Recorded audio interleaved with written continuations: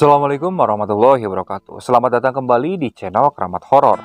Kali ini saya akan membagikan suatu pengalaman dari beberapa narasumber. Mereka mengalami suatu hal yang menakutkan karena di tempat tinggal mereka ada sebuah pohon yang konon dihuni oleh sesosok makhluk, dan makhluk ini ternyata meneror warga sekitar. Bagaimana kisahnya? Simak terus videonya sampai selesai dan jangan lupa sebelum mulai ke ceritanya, alangkah baiknya kalian santaikan dulu diri kalian supaya kalian bisa menikmati cerita yang dibawakan oleh channel Keramat Horor ini dengan nyaman. Kalau sudah, kita mulai saja ceritanya.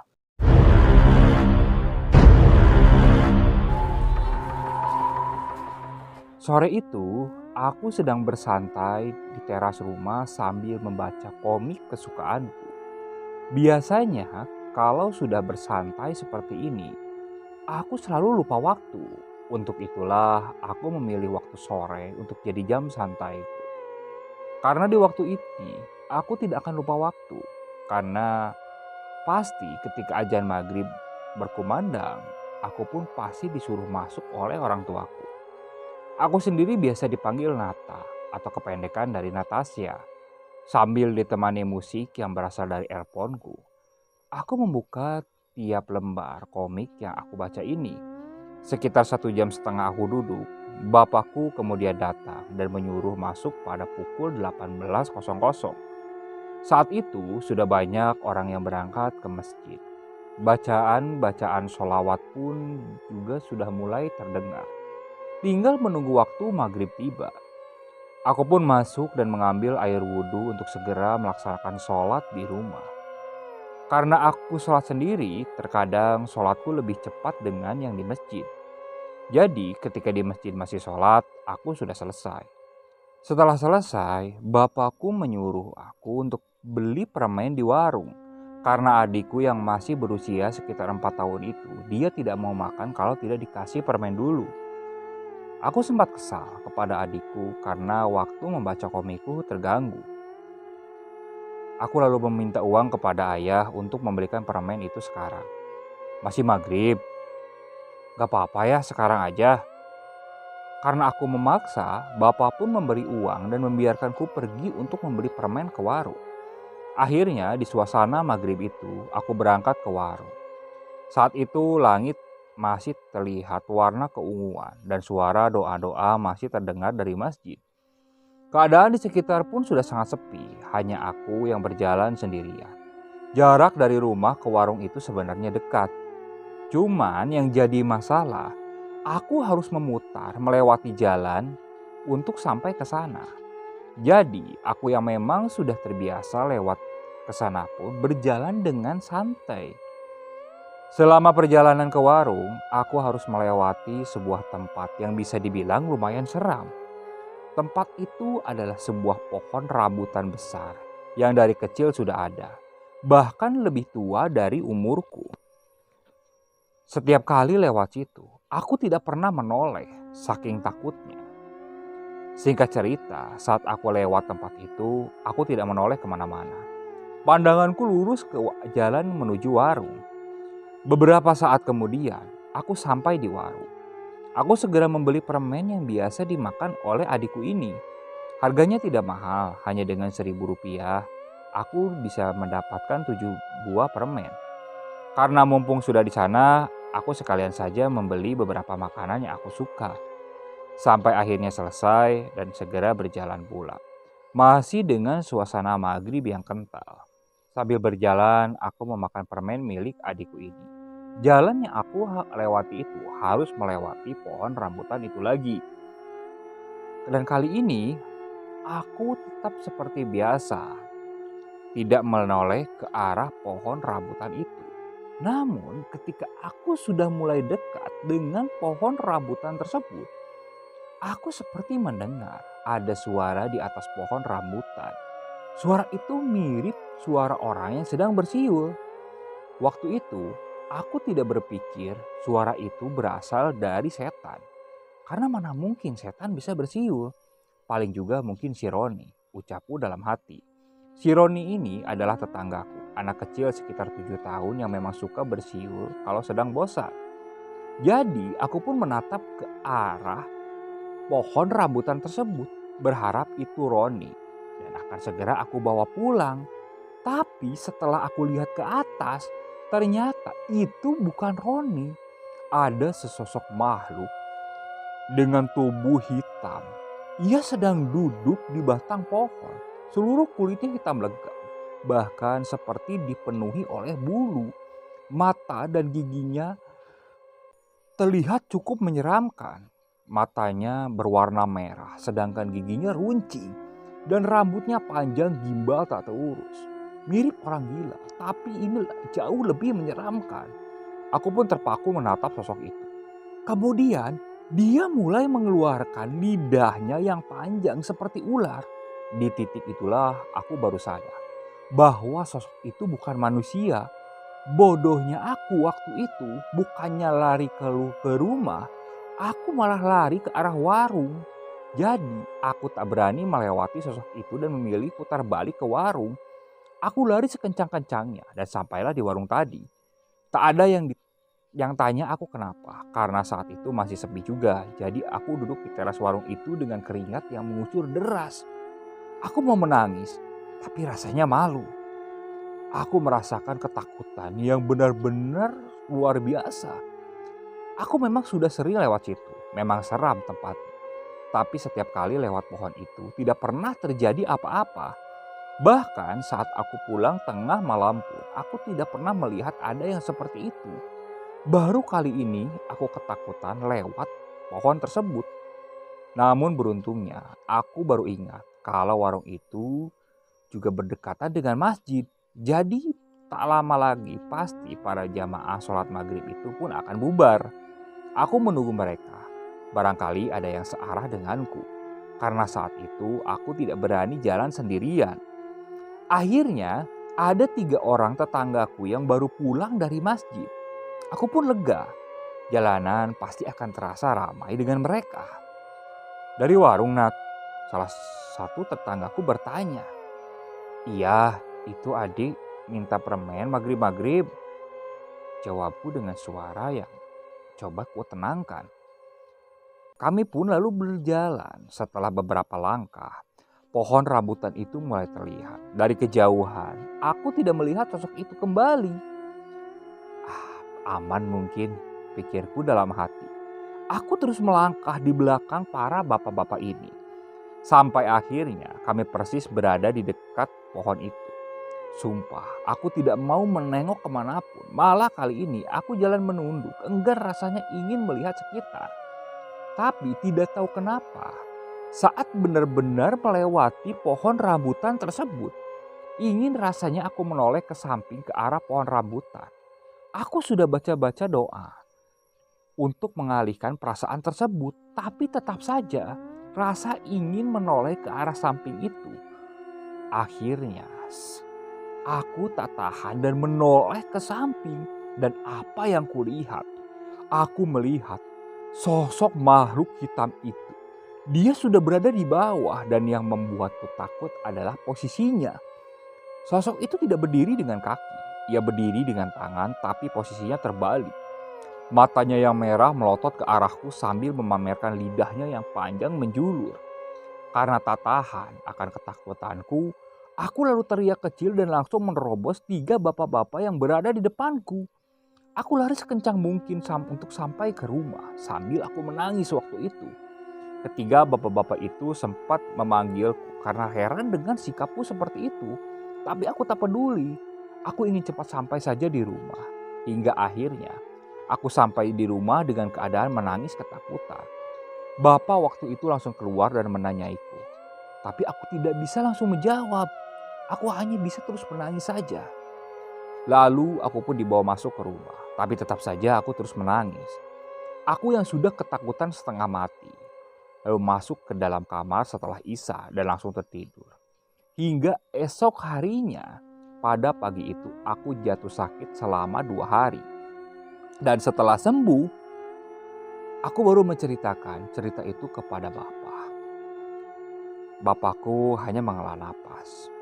Memang tentang keangkeran pohon rambutan itu, menurut warga sekitar katanya banyak yang pernah menemui makhluk itu.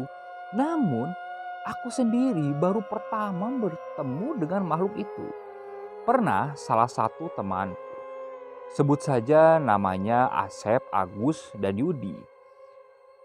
Mereka sekitar 10 tahun waktu itu usianya. Seperti anak-anak kampung lainnya, sesudah maghrib mereka mengaji di masjid dan pulang ketika isya. Waktu itu pohon rambutan itu sedang berbuah dengan lebatnya. Nah, ketiga anak-anak ini mereka berniat untuk mengambil buah rambutan tersebut ketika pulang mengaji. Selepas adzan isya dan selesai sholat, mereka pun bubar dari masjid. Mereka menunggu bapak-bapak yang biasa melewat tempat tersebut sudah pergi semua. Nah, tinggallah mereka bertiga di bawah pohon rambutan. Waktu itu posisi buah rambutan itu cukup tinggi. Kalau tidak memakai galah, mereka tidak akan sampai dari bawah. Namun kalau mereka naik dari dahannya, mereka bisa langsung memetik karena jaraknya cukup dekat. Waktu itu hanya Agus yang pandai naik pohon. Agus disuruh oleh teman-temannya untuk naik. Sedangkan Asep, Yudi cuma menunggu di bawah. Waktu itu Agus mulai naik ke pohon tersebut. Dia petik beberapa rambutan dan langsung ditangkap oleh Asep dan Yudi. Saking asiknya, dia sudah cukup banyak mengambil buah rambutan itu. Dan tak berapa lama, dari atas pohon rambutan itu, dia seperti mendengar ada suara seorang seperti berdem. Otomatis, Agus itu langsung menoleh ke atas. "Astagfirullah," ucap Agus yang waktu itu. Asep dan Yudi yang mendengar teriakan Agus dari atas, mereka langsung melihat ke arah Agus. Dan ternyata Asep dan Yudi ini melihat ada sosok hitam dengan wajah yang menyeramkan. Dia sedang duduk di dahan tepat berada di atas Agus. Matanya melotot ke arah Agus. Asep dan Yudi langsung berlari berteriak-teriak. Sedangkan posisi Agus di atas waktu itu dia panik. Sedangkan jarak dari dahan tempat Agus naik ini ke bawah ada sekitar 3 meteran. Karena panik, Agus lalu melompat ke bawah. Naasnya ketika sampai di tanah, dia malah menginjak jalan yang licin atau tanah yang licin. Jadi kakinya itu terkilir. Agus hanya bisa berteriak sambil menangis. "Tolong, tolong." Sedangkan Asep dan Yudi sudah meninggalkan Agus. Teman-temannya itu seakan tidak peduli kepada Agus. Hingga tak berapa lama pemilik warung yang tidak jauh dari pohon rambutan itu mendengar teriakan Agus dan langsung berlari menghampiri Agus. "Kenapa, Gus?" "Mang, ada setan di atas," ucap Agus yang sambil ngesot karena waktu itu kakinya terasa sakit untuk berdiri. Dengan cepat, Agus dibopong menuju warung tersebut. Waktu itu Agus hanya meringis sambil menangis. "Udah Gus, tenang Gus," ucap Agus yang waktu itu tidak mau berhenti.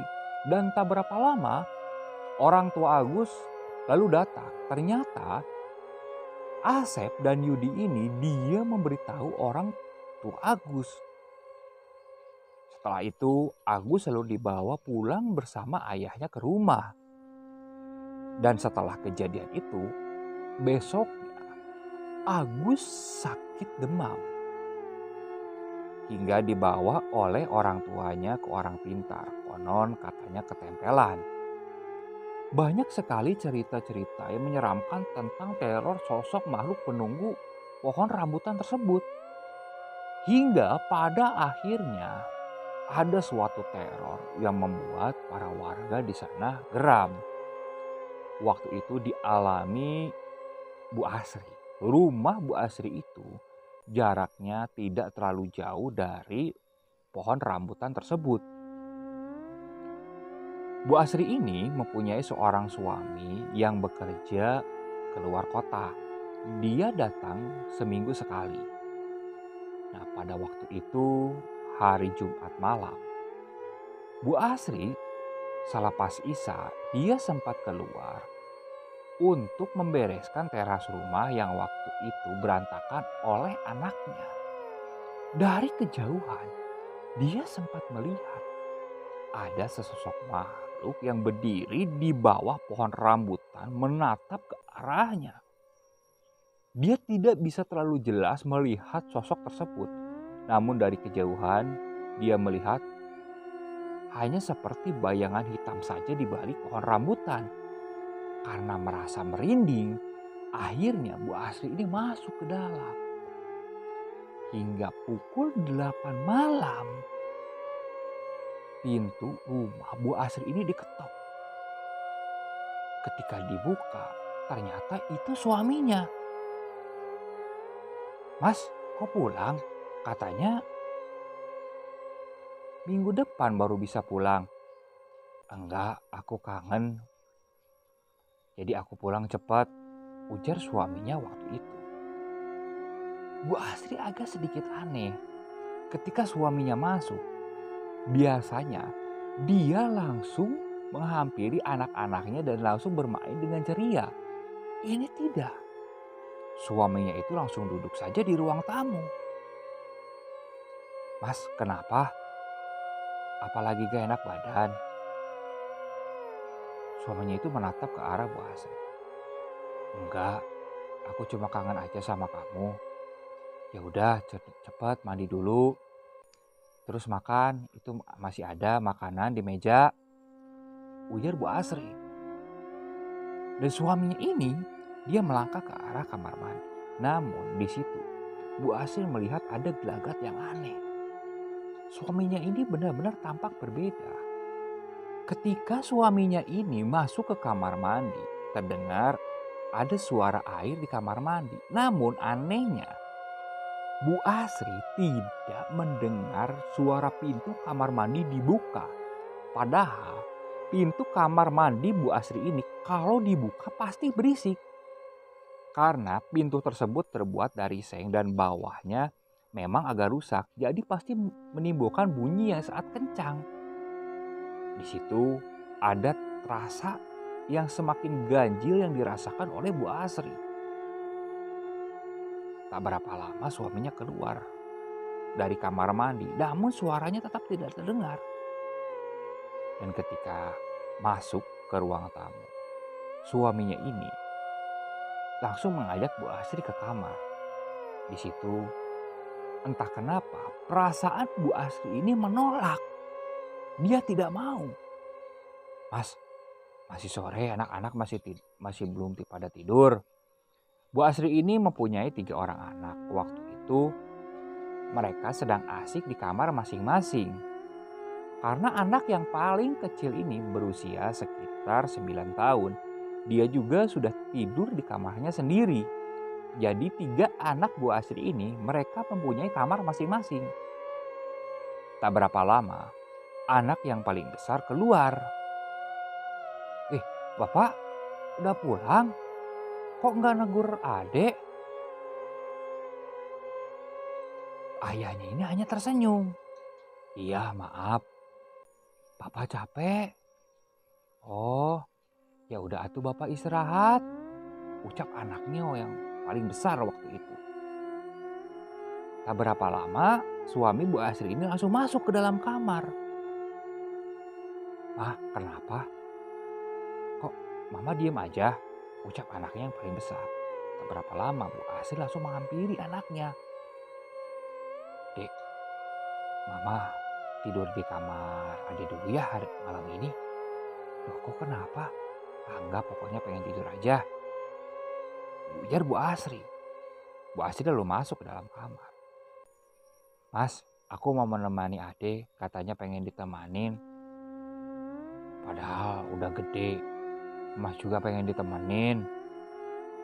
Kasihan. Waktu itu Bu Asri masuk ke kamar Ade. Dek, kamu kalau risih tidur sama mama, kamu tidur sama Ade kamu aja. Nah, Ade waktu itu sebagai anak yang paling tua, dia masuk ke kamar adenya yang paling bungsu untuk menemaninya. Jadi Bu Asri tidur di kamar Ade ini sendirian. Tepat pukul 11 malam. Waktu itu Bu Asri tidak bisa tertidur, dia seakan gelisah. Terdengar anak-anaknya mungkin sudah tertidur pulas. Tiba-tiba pintu diketuk. Sayang, buka sayang. Sayang, pintu itu terus ditutup. Bu Asri, dia yakin ini bukan suaminya. Karena suaminya tidak pernah seperti itu. Andai kata dia kangen, dia tidak akan bersikap seperti itu. Karena tipikal suaminya ini bisa dibilang cuek. Mas, aku capek. Nanti aja besok, ucap istrinya. Ma, aku kangen. Ke kamar aja yuk sekarang. Tak berapa lama Bu Asri mendengar ada bisikan dari telinga kanannya supaya dia membaca ayat kursi sebanyak 7 kali. Bu Asri waktu itu langsung mengikuti bisikan tersebut. Dan tak berapa lama, di depan pintu tersebut terdengar suara geraman yang cukup menakutkan. Panas! Panas!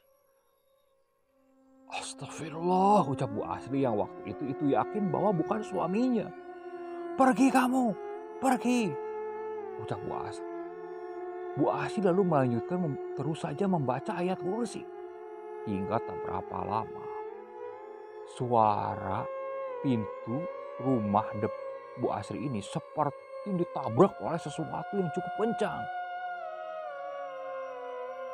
Bu Asri hanya diam di kamar. Ada sekitar 20 menitan dia menunggu seperti itu.